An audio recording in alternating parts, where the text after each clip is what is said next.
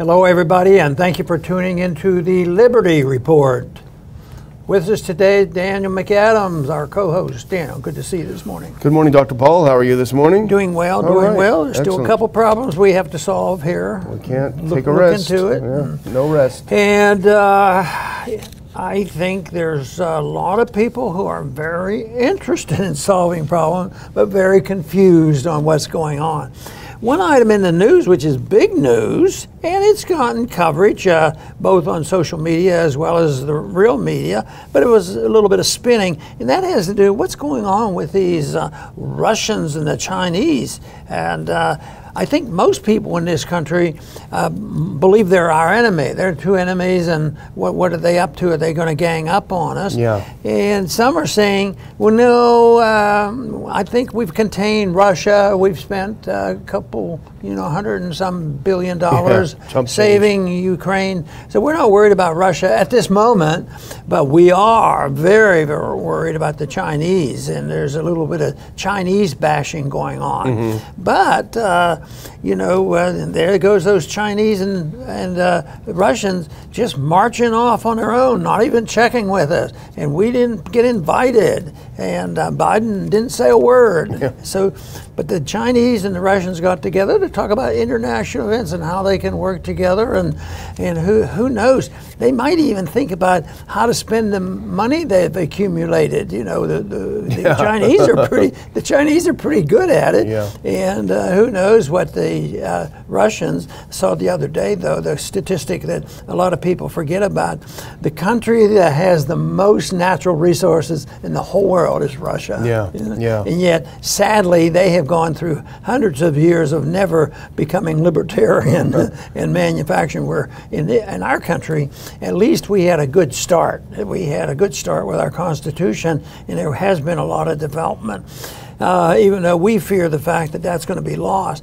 But we don't see any whole lot of benefit to us, with what Russia and China is doing. I mean, it may turn out badly, it may be a benefit, but our responsibility, as I see it, is to talk more about what does that mean for us? Should we have been there? Could we be there? And how can we have better relationships? Because right now, today, if a president is so bold to sit down and invite some of these people over here to have a conversation, they could be in big trouble. Yeah. I mean, we're not supposed to deal with them because they have been ruled out of order, and yet today there's something special going on because it's not exactly what they do on a routine basis. Back in the 60s and the 70s, the Russians and the Soviets and China worked together, but there was a split. Yeah. And I remember the time back then when the split was the history, but this is the opposite of that. This is the coming together of a distance they held between each other. So it'll be interesting to see what happens, significant, but we don't know exactly what it'll be like tomorrow or the next day. Yeah, it's a big meeting. I mean, it is a 3-day meeting between Xi Jinping, who was just reelected an unprecedented third time to be premier of China. He will have ran China. The only person who ran China longer in the modern era was Mao Zedong. So he's got an unprecedented level of power, and he goes to Moscow for a full 3-day summit. Now, he and Putin on yesterday had an informal talk for 4.5 hours. I don't know how you do that. And then he met earlier today with the Prime Minister of Russia. And then they move into the formal section of their talk later on. They're already doing that now, obviously, because they're ahead of time. So it's a massive meeting, a 3-day meeting again, as you say. And the U.S. media, of course, is very centered on Ukraine, and so they're saying that the whole thing is about Ukraine. It's not. This summit is about deepening ties between Russia and China, something, as you say, that would have been thought unprecedented back, especially in the Nixon era, where Nixon had the intelligence to go over there and try to be friendly with China and open the door to China. Well, of course, we've been doing the opposite since then, and you can really contrast the diplomacy if you watch how it was when Xi arrived, how he was treated, how they've talked. I mean, compare that and contrast that with modern American diplomacy, which ironically mirrors the old Soviet diplomacy toward its own satellites, which is we say jump, you say how high. You know, it was just a couple of weeks ago when the U.S. administration was shaking its finger at China saying, you better not give a single weapon to Russia. Don't you sell a single thing. And meanwhile, we've given hundreds of billions of dollars worth of weapons to Ukraine. So the hypocrisy is out there in the open. But this is a very, very important meeting because it signifies the deepening of a relationship between two extremely powerful nations. As you point out, the one, Russia, which is gifted with unbelievable natural resources, and the other, China, which has been very successful in developing its economy, even though, as you also point out, not necessarily along a free market line, but probably more free market than we are these days, but nevertheless. So the marriage of these two really should spell trouble to the U.S., but the U.S. is, you know, oblivious to these, apparently oblivious to these fundamental changes in the world. Well, I do think our foreign policy fundamentally has contributed to the need for these two countries to get together. And you mentioned a few of these things. I mean, just the whole idea that we depend on sanctions, you know, do this, do that, and we'll put sanctions on you. We do it wholesale with Russia and the Chinese. But it's amazing that you know, Russia got around all those sanctions against the oil. The oil gets out. And they're richer. And they were able to sell more oil, and the oil shortages weren't nearly as bad as people expected. But of course, our bombs are being used too readily. Right now, they're being used in Ukraine, but we used them, you know, around the world. You know, in targeted killings that we've used, and we throw our weight around. From their viewpoint, we're a bunch of bullies, and also, I think what's helping them feel motivated is who's going to pick up the pieces when our bankruptcy accelerates and when the dollar becomes less the universal currency, the reserve currency of the world. And I think, you know, the way we bail out the banks and all and the deficit we have, they must sit and say, yeah, it's amazing. They're pulling it together and people are still using the dollar. But ultimately, we're going to prepare for this. And I don't know, but my guess would be, if they had any sense, if the Russians and the Chinese are talking, they would be talking about monetary policy as well. Yeah, and as you well point out, I mean, Russia is selling more oil, it's making more money, it's developing relationship with Saudi Arabia, it's trading with the Saudis in non-dollar denominations, so breaking the dollar hegemony. You know, where the U.S. approach to foreign policy is, as you say, sanctions, pushing people apart.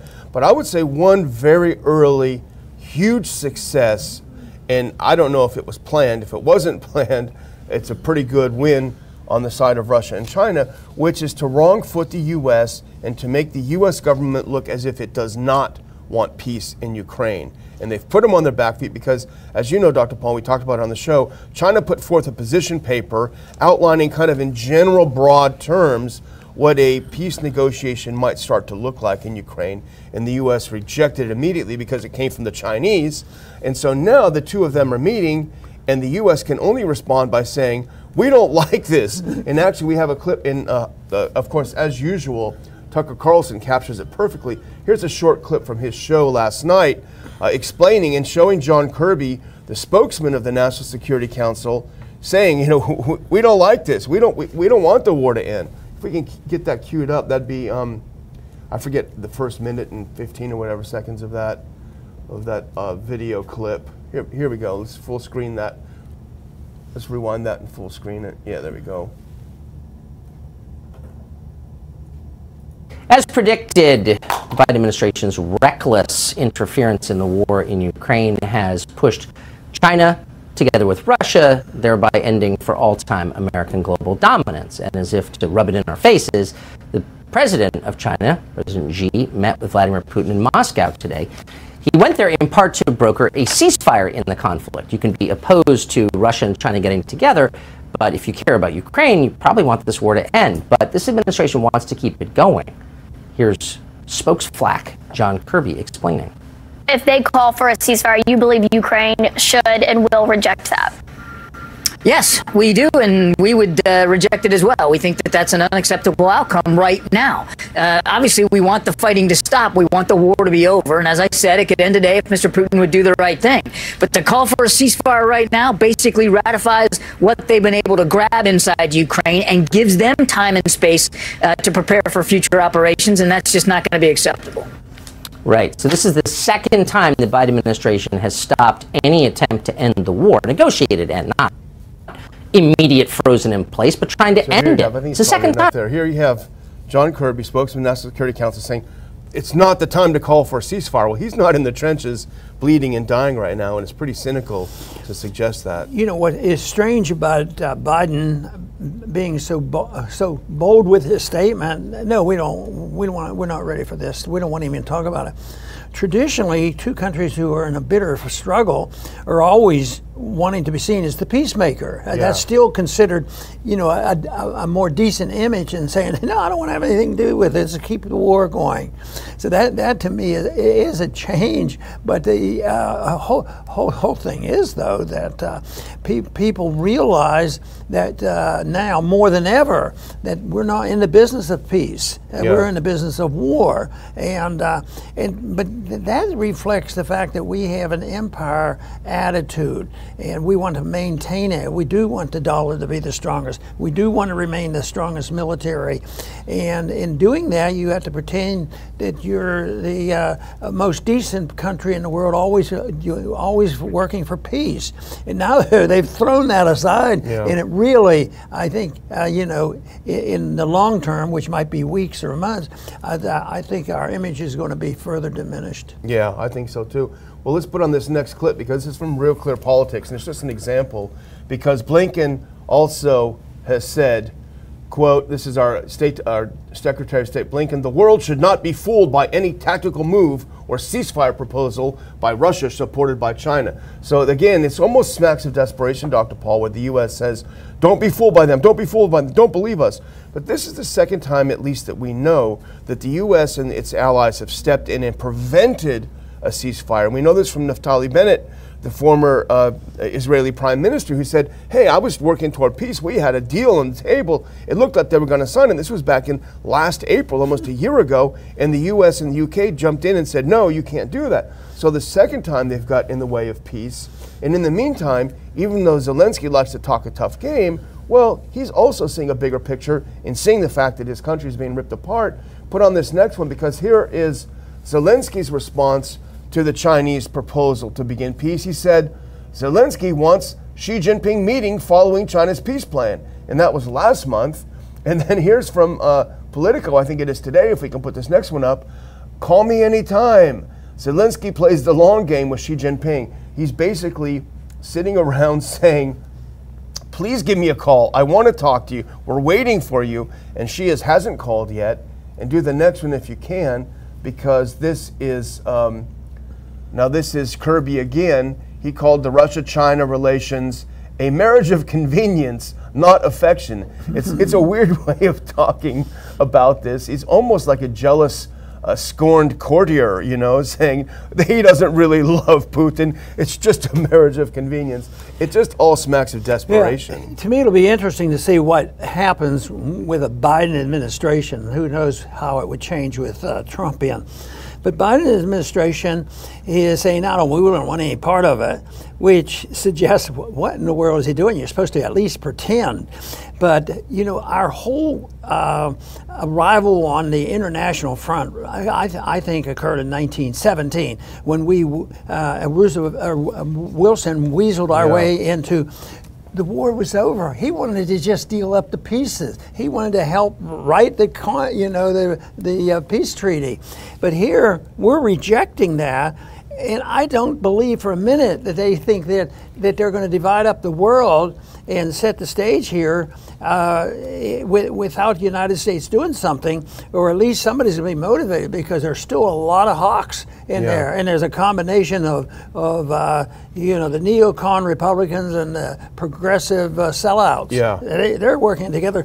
That's why we've heard some more criticism of Biden by the progressive. Yeah, but I think there's going to be this so-called pragmatic demand that we participate. How can we do this? We did it in World War I. We grabbed hold of things and participated. But look at what we were able to do after World War II. We helped divide up the world, and we decided the reserve currency of the world was be the dollar, because we had already taken all the gold. Yeah, exactly. So this will be. I don't think. I guess my point is, I don't think that the United States will remain complacent and just go along with this, even, because maybe they say, fine, you guys don't want to participate, we don't even want to talk to you again. Yeah. But something is going to stir to put us involved in these negotiations, one way or the other. Who knows what they might try. Yeah. Well, another aspect of this visit that's interesting in the U.S. maneuvering, manipulating along with its allies is this whole International Criminal Court indictment. Remember that happened 3 days ago. Putin was indicted for kidnapping kids. The sole report that it was based on was funded by the State Department, and they did no investigation. They only looked at Twitter for their evidence, so very sketchy. But the Xi-Putin summit was known for quite some time, so I don't believe it's any coincidence that the ICC arrest warrant came out just 3 days before. And here's my Exhibit A for that conspiracy theory. Put this up. This is the New York Times, what they're saying.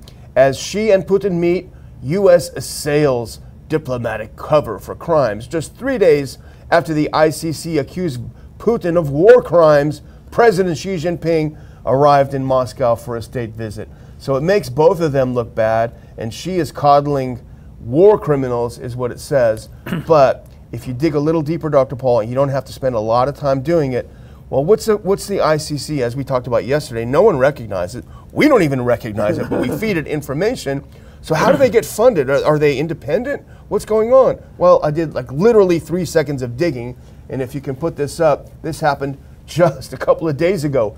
Millions in extra funding pledged for ICC work in Ukraine. Oh, who's pledging it? Let's do the next one. The ICC is funded by justice ministers from over 40 countries met in London to pledge another $4.5 million to support the ICC in its investigations into alleged war crimes. So, breaking it down, Dr. Paul, the US, the UK, our European allies fund the ICC, and they tell the ICC who they need to indict, and that's why they only indict the enemies of the so-called West. So the whole thing smells a little fishy. Maybe Biden was motivated a little bit because he's working on that contract he made with the military-industrial complex. Because they're getting ready. It may be on its way. No, 350. Is that billion or million? I guess only million. Yeah, that's chump change. Oh yeah. So 350 million, and that would be inconsistent if they say, "Oh, we're in part of a peace treaty." Well, why are you sending more weapons to them? Yeah. And so maybe after the money gets there, or the American people say, because there is a building resistance in the Congress not to keep sending money over there, and maybe the resistance will be there, then Biden will have to take another step or change his ways because they think that. We're not going to have much to say about it. It's under the circumstances working, and that's fine. That wouldn't be too bad. But I wish we just quit spending any money on it. Yeah. Spend the money at home by returning money to the taxpayer. Yeah. That's my idea. I watch a lot of things pro-Ukraine, pro-Russia. I want to get a bigger picture. I was watching a pro-Russia Telegram channel, and they talked about this, as you say, we can even put that up, that another $350 million for weapons for Ukraine. And what they did is they just juxtaposed that with some video from one of the inner cities, maybe it was Chicago, who knows, but it could be anywhere. And it's just this person walking with a phone camera down the streets of this, and everyone is on drugs. They do that thing where they're, I guess it's fentanyl or whatever, that makes you lean over, and dozens, hundreds of people just passed out on the street. And it just, I think that's going to resonate with people. Look, our cities are falling apart. We are, broke. Our banks are failing. Yet somehow, and we can put that next one up, in the middle of all of this collapse of our economy, actually go back one, or go forward one if you can. There we go. U.S. announces $350 million in weapons package for Ukraine, as you point out, Dr. Paul. More weapons, more weapons. But here's something else that Dave DeCamp dug up in this piece, and it's kind of interesting. If you put the next one on, go ahead. From that piece. Now here is a rare admission of truth, Dr. Paul. Truth does get out. He says the new package comes after a Pentagon official told the New York Times that upcoming ammunition shipments were part of a, quote, last-ditch effort to help Ukraine. Now, we've been told for the past year that Ukraine is winning. How does that square with this is a Hail Mary pass for Ukraine? Well, one of the arguments that's going to come up, and in a way it has already to a slight degree, and that is we need more help here. We need help at the borders, and there are no policemen around. You know, Black Lives Matter and Antifa, they run the show and they don't get arrested or charged or whatever. But now there's excitement up in New York because Trump has to march in, and people are anticipating that we're going to see him put handcuffs on Trump. Yeah, you know, that sort of thing. And so they say New York's advertising for some policemen, but they all left. I mean, a lot of them left because they were sick and tired of, you know, the harassment and the defunding of the police and the blaming the police for all of this. And the forced shots, the forced jabs too, remember? Yeah, that's right. And yeah. of course that even goes over into, they haven't settled that in the military yet either. That's still a tragic circumstance. Well, I'm going to just take a moment to thank our sponsor, patriotscom. Now listen, we know this, the Chinese are no dummies. They're net importers of food. They've got a lot of people to feed. They're hoarding food, and they know something that we don't know probably, but Americans can fight back in their own way by taking care of their own families. And one great way to do that is to go click on patriots.com and get yourself a 3-month survival kit. That's their most popular package. It's all you need to eat for a family for 3 months, breakfasts, lunches, and dinners. All you need is a little bit of water, put it in, and boom, you got breakfast, lunch, or dinner. Enter Ron for your 10% discount. Delicious looking food. If you order over $97, it'll come to you free, and it will come in very sturdy containers that can be stored for, I believe, up to 25 years. So be ready. Follow the smart things the Chinese are doing, which is making sure they have enough food, and go to forpatriots.com, click in Ron, and get your discount. Well, the last thing we want to talk about today, Dr. Paul, is an unhappy anniversary, and that is 20 years ago this week. Despite all of the efforts by you, Dennis Kucinich, and a handful of great people on Capitol Hill, did not stop the Iraq War, and it broke out 20 years ago. It was a date you would probably remember, even for other reasons. It's about that time, or shortly before that, you arrived in the nick of time. You were just coming on the staff there, and you saw us through that thing, and we worked hard, and because it lingered. I don't know whether, well, they had to deal with you know, somebody else, but they were still building up the case, you know, to go into Iraq. And they did this, but it took them a long time. You know, the 9/11 was in September, a year and a half before, and they didn't go into Iraq until 2003. So that makes it a 20-year anniversary. But there was a lot of ups and downs, but most of them were downs, and a lot of death and destruction. And guess what we achieved, though? We brought the world together. We made sure that Iraq, who were, believe it or not, reasonable people compared to what we're dealing with now, and they all of a sudden, they were able to, our policies were able to drive them to become good friends of the Iranians, who are our arch enemies now, and probably into that camp of Russia and China. So, you know, we talk about backfiring and having things happen this way. It's not a surprise that things are much worse.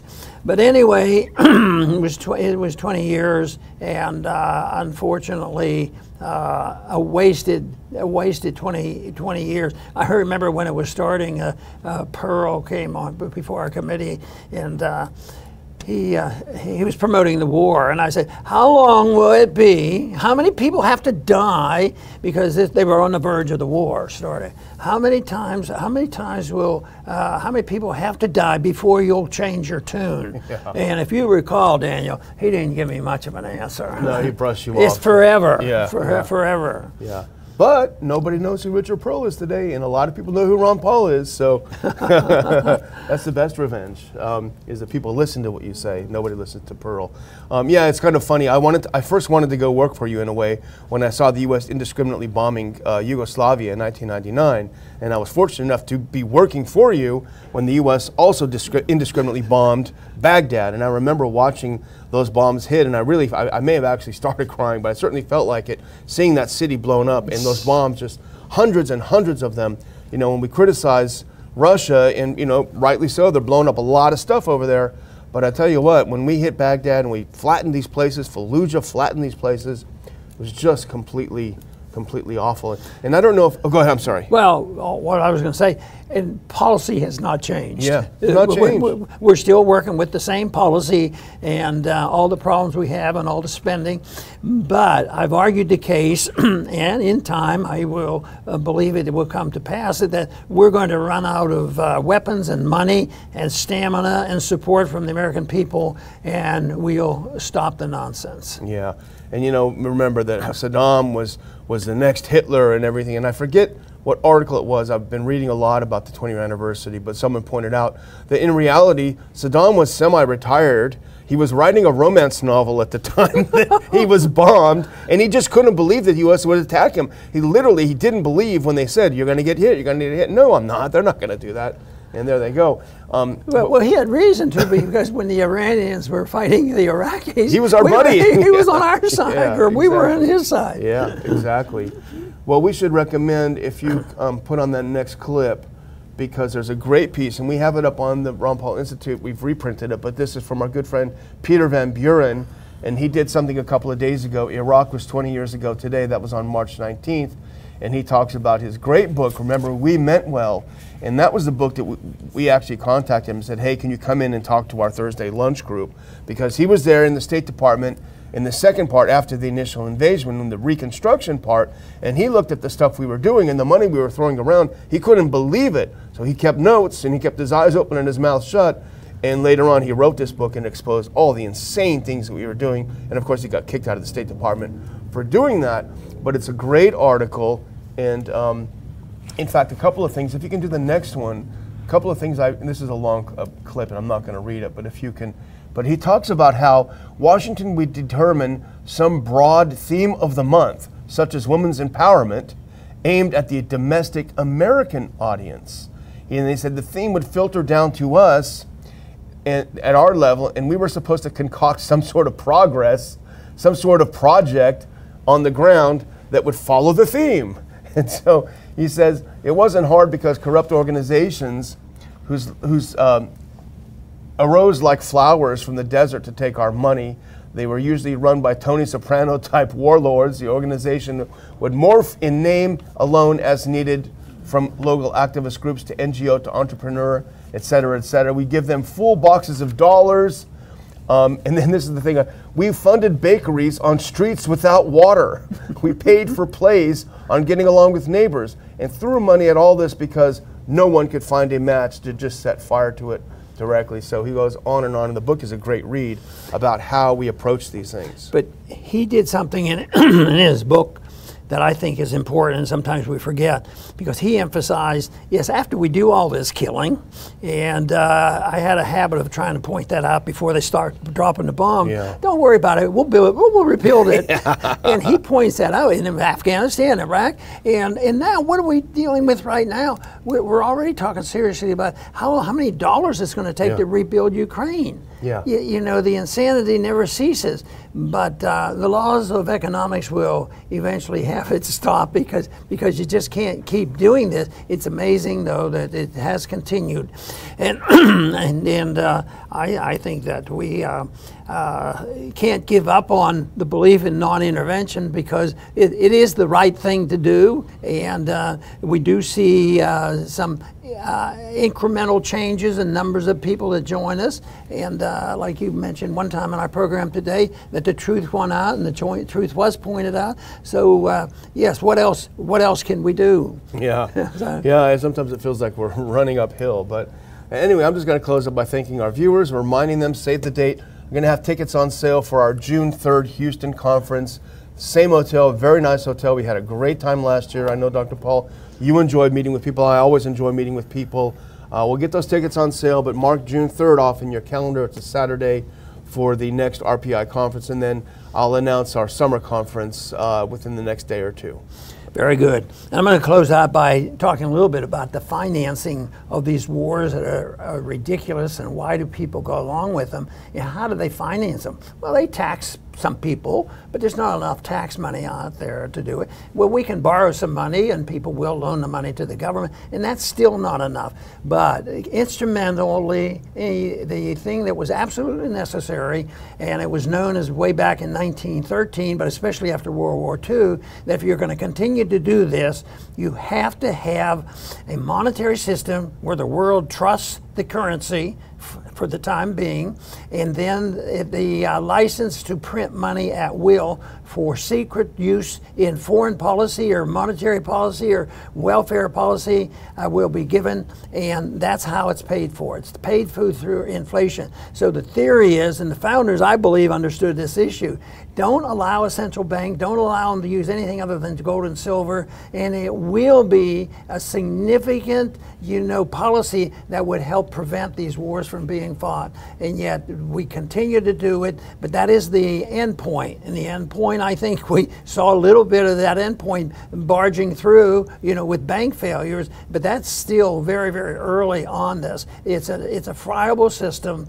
and the whole world can't be financed by the Federal Reserve, and right now we're seeing that is cracking, as well as our foreign policy. I do want to thank everybody for tuning in today to the Liberty Report. Please come back soon.